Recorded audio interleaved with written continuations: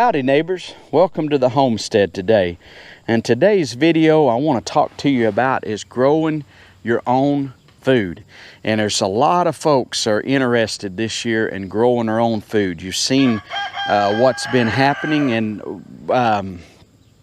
the mess our country seems to be in because of this Kung flu that was going on, and just been a lot of trouble happening here. And so a lot of folks are concerned. You can't hardly find jars, you can't hardly find canning lids, can't hardly find gardening seeds. A lot of you have commented to me, so it's not just something happening here. We've heard it all over the world that there is shortages of things that's needed to preserve your own food. So but anyway, I'll just show you a little bit here, and then I'll talk to you for just a minute about growing your own food.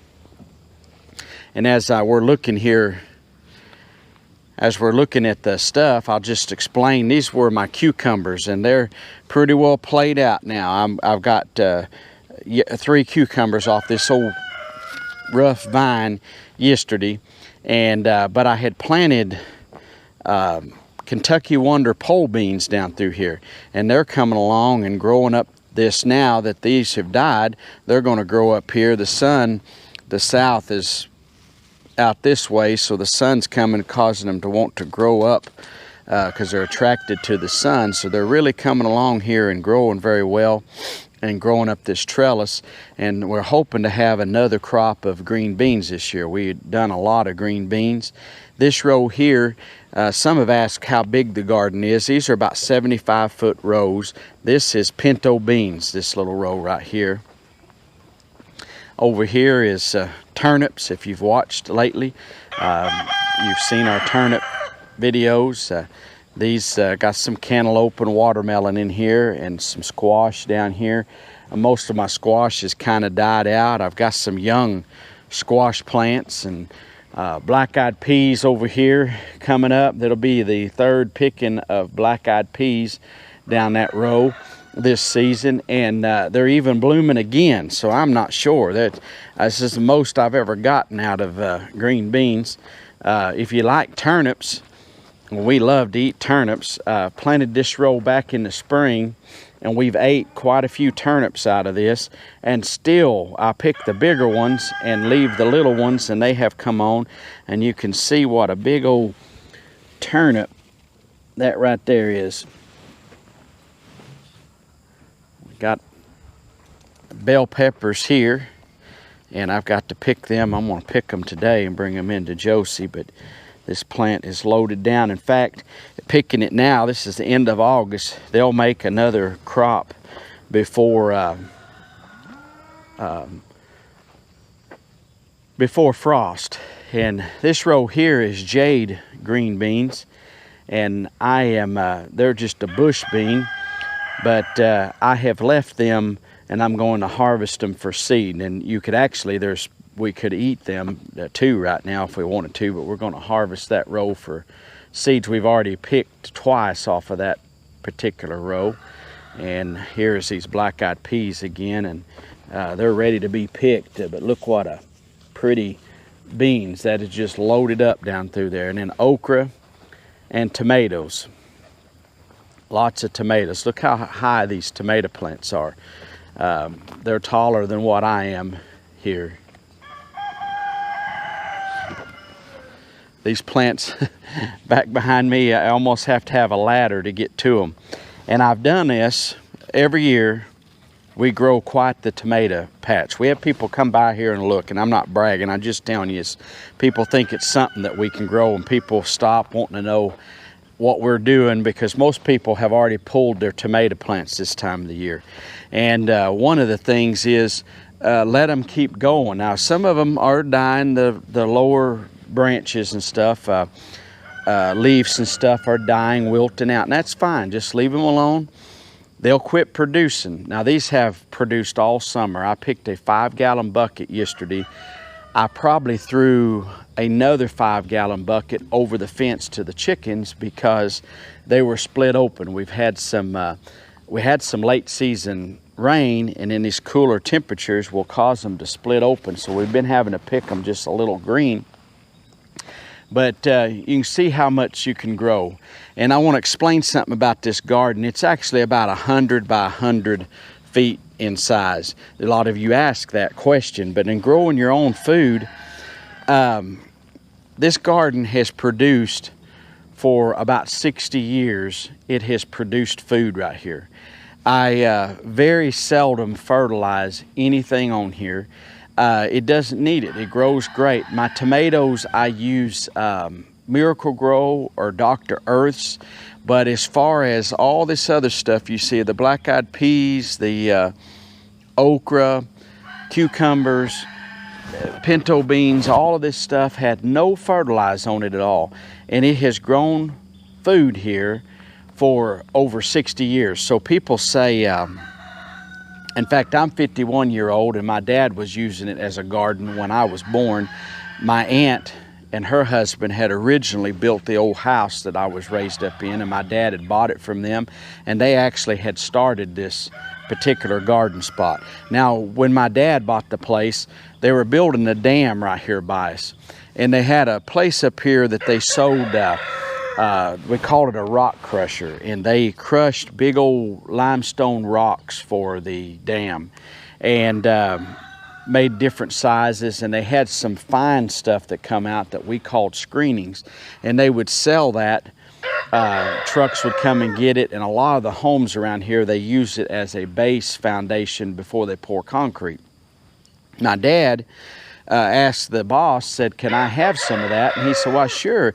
He said, "When you go to your house to eat lunch, just drive the loader that you load the trucks with." That's what my dad's job was to drive a front end loader and load the trucks. And he told him he could just bring a few loads down, as you know, when he comes to lunch, just drive the loader down, dump them in your garden, and then go back. So my dad started doing that, and put some of that on here. You can't tell it's in here, but it is. It's real fine pulverized limestone rock. And also they were hauling sand. The guys that were hauling this stuff out was going to a place where they had sand. So he asked them if they would haul a few loads of sand back out here, and they said, "Well, sure." And they wouldn't even charge my dad because it was coming by here anyway. They would dump the sand out here, just a few loads, not very much, and he mixed all that sand and everything in here. We also had a place called Cotton Gin across the river here. I'm trying to think of what you call those things, but in fact they're just now tearing it down after all these years. It's not been used in a long time, but they finally, after these floods come through, it did so much damage last year, they've decided to tear that old cotton gin down, and it's all flat now. But anyway, we would go over there and they would load your pickup up for $3 or $4. They would put cottonseed hulls in the back end of your pickup. They're real light and fluffy, and my dad brought them in here, and I was so young then I couldn't do much help, but I tried. He had me a little shovel, and a little sawed off shovel I called it, but I'd use, and we put those cottonseed hulls over that. But since that time, approximately getting near 50 years anyway, when my aunt and uncle lived here, she said they just tilled up this land and started using it. And my dad added this other stuff. But all these years, it has grown. It raised food for us when I was a kid. This is what our sustenance was out of this garden. This is how we survived. We raised over here, we raised chickens, a big garden.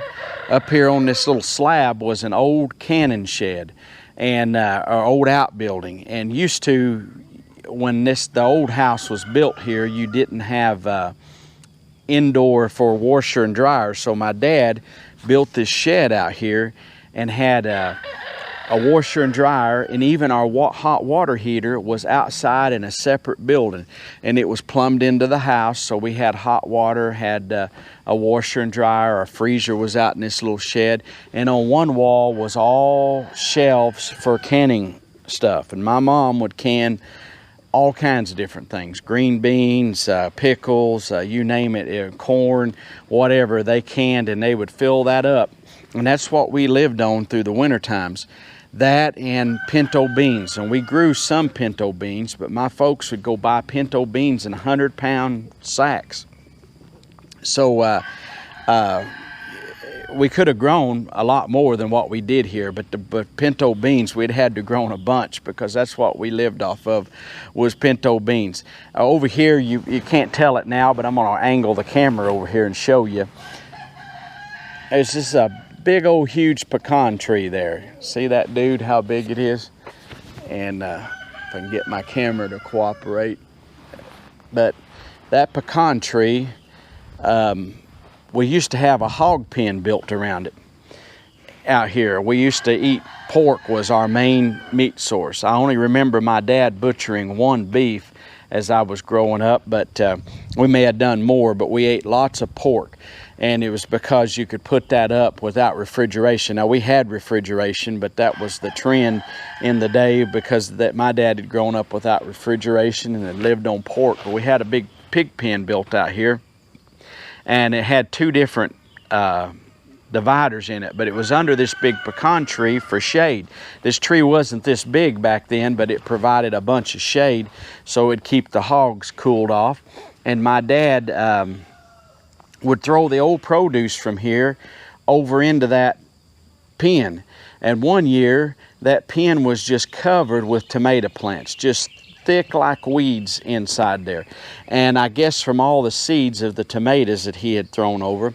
So my dad, he gave tomato plants away. Anyone that wanted tomato plants would come and get them. My uncles and different people planted, and a lot of them were what they call Tommy toe tomatoes, the little salad tomatoes. We used to call them Tommy toe tomatoes.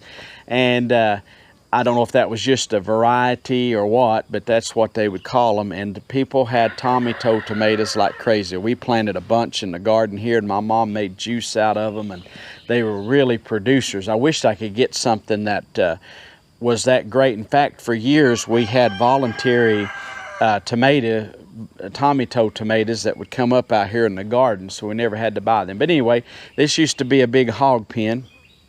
And out here was the chicken yard where I'm feeding these cows. Still use that as a chicken yard today. And our old house set up here, I've got dog pens up here with them green tarps. Our house went over towards that big square pipe thing over there is a basketball goal, the other side of it. It's on a slab. This part of the house and the other was on a slab. The middle part was above ground, or whatever you want to call it. It wasn't on a slab. It was the original old part my dad had built on. But you can kind of see this old slab up here, up there on that. That was where the old wash house was, where we kept our canned goods and things. But anyway, for years we grew our food here. This was, I still grow it today. So, but we had to. Back in the day, it was like to survive. It took everything people had just to make do. You didn't have any money. Money was hard to come by, and we just didn't have any money. We were actually poor folk, and we didn't realize it. But it was because most people around here was just like us. But we had an old barn built out here. It's just kind of a, I don't know, make-do barn or whatever. One side of it, my dad kept hay and for the milk cow. And in the morning before he went to work, he would milk the cow, and he put the milk in a lard bucket. And they always kept them washed out lard buckets, clean ones, under the sink. And when he was going to milk the cow, he would just grab one of those buckets, go out and milk the cow. And so we had cow's milk, fresh cow's milk, and growing up, I guess with children, you know, they go through quite a bit of milk. So we used a lot of milk. We raised our own chickens. My dad would order a lot of times 100 or more baby chicks. He also had hens out here that would set and raise their own. And in the fall, when it got cool, we would get out here. My little sisters would help. We'd all get out here and work. Mom would get out here, Dad, and we would kill chickens. And we'd have a big chicken killing day. And Mom would get a big kettle of water going to scald the chickens in, and Dad would wring their necks off, and that's how we survived. Didn't need a lot of money. Long as we had food, we could survive. We didn't have cell phones. We didn't have satellite TV. We did have television growing up, but we had an antenna, and you got about 3 channels. One of them was always the educational channel, and then we got a couple of others. And if the president come on to give a speech, you were just out of luck, because you were just all out.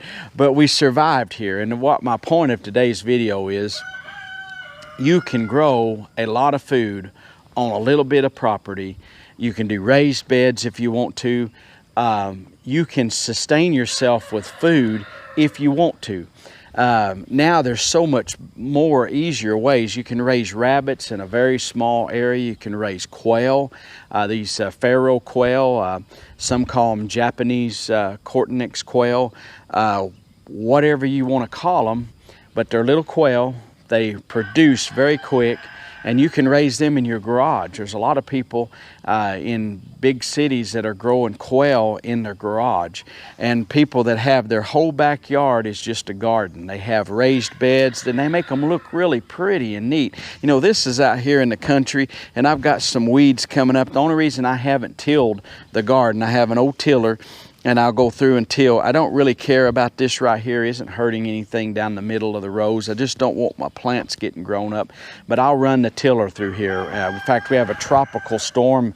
They're saying part of that may hit us and we'll get a bunch of rain. So I probably want to get this tilled before that.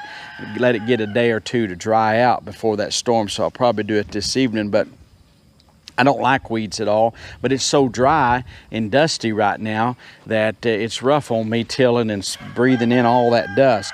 But you can do so much, and I have gone to homes that people just in their backyard were growing a bunch of food, and they tell me what all they are canning, what all they're producing.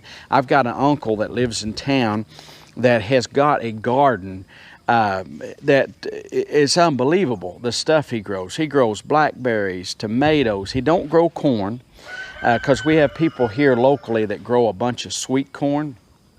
But my uncle likes field corn, like you'd feed to your cattle, but when it's sweet and it's soft, and you don't get it, you know, of course, after it's dried out, but he'll go down, and one of the big farmers here lets him go and get all of that he wants, and my uncle will go get him about a bushel of corn every year and just pay that man for a bushel of field corn, but he thinks it tastes better.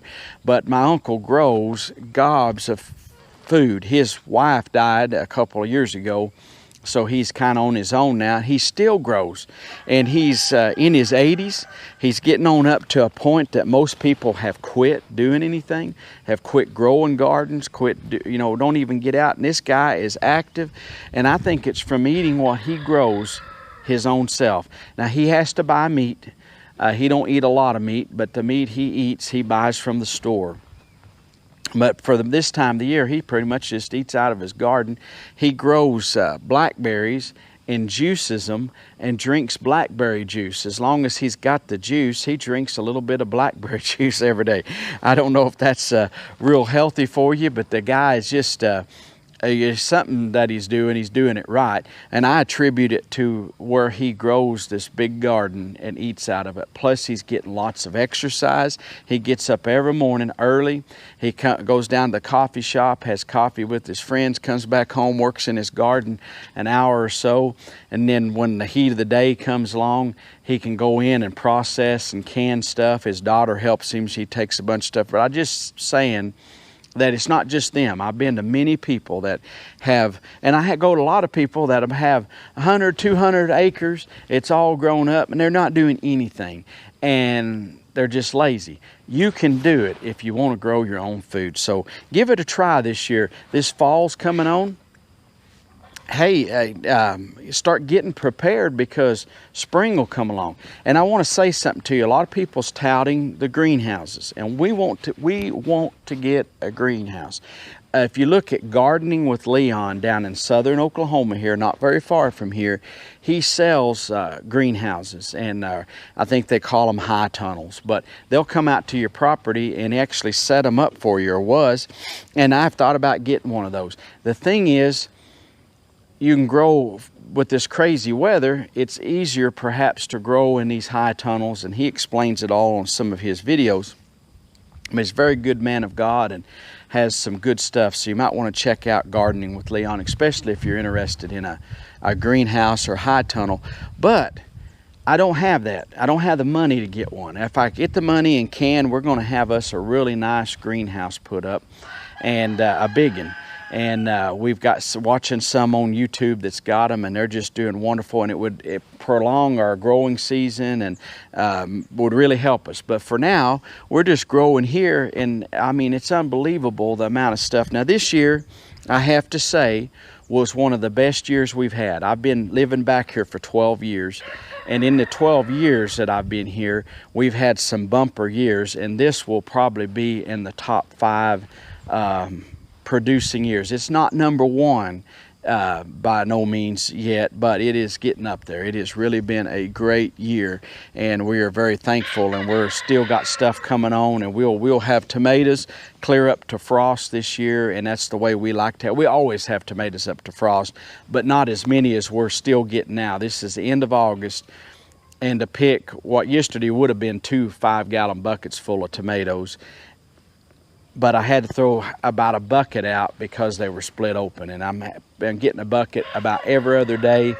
I'll pick a bucket of tomatoes, a 5-gallon bucket. So to do that at the end of August, when most people aren't even gardening now, they've quit. They've let their garden grow up. They've pulled their tomato plants up. A guy stopped here just a few days ago, was talking to me, and he wanted to know what we were doing, how we got these going. I explained a little bit. I got a video about growing tomatoes. He said, well, mine's been gone for a month now, and said I didn't get very many tomatoes. Well, you got to work at it, and it ain't going to just happen in 1 year. I can tell you all the stuff I do, and that doesn't mean that you're going to just go, and if you did it just exactly like I did, don't mean you would have success, because it's different. I say different strokes for different folks, but do what works in your neighborhood, and watching YouTube videos how other people is doing things is very helpful. But I do have video on how I planted my tomatoes. Now it's too late to plant tomatoes here. Maybe you live in some southern climate where you still could, but here, and as some of you commented, I think it's from Australia, and your spring is just now coming on, if I understand, if that's the right place. So you're in a different scenario. Maybe you could start growing some stuff right now in your garden and do good. I mentioned about okra, and someone from a foreign country said they'd never even heard of it, didn't even know it grew, and didn't understand it or know about it. Hey, if you like it, grow it, try it in your country. It might go really, really well if they allow it there. Maybe it's not there because they are afraid it's invasive or something, but it's not. You pretty much got to purposely want to grow okra to get it to grow. Hey, anyway, I appreciate you watching today. God bless you. We'll see you next time. We're gone.